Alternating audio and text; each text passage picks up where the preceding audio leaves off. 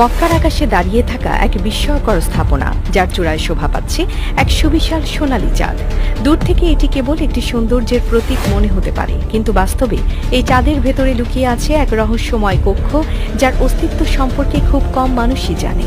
সাধারণ কোনো ব্যক্তি এই কক্ষে প্রবেশ করতে পারে না, এটি শুধুমাত্র নির্দিষ্ট কিছু ব্যক্তির জন্য সংরক্ষিত।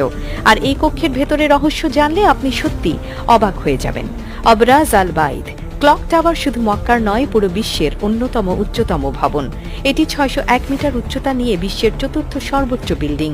পবিত্র মসজিদুল হারামের ঠিক পাশেই দাঁড়িয়ে থাকা এই সুবিশাল স্থাপনা শুধু একটি বিলাসবহুল হোটেল বা স্থাপত্য নয়, এটি ইসলামের ইতিহাস ও আধুনিক প্রযুক্তির এক অভূতপূর্ব সংমিশ্রণ।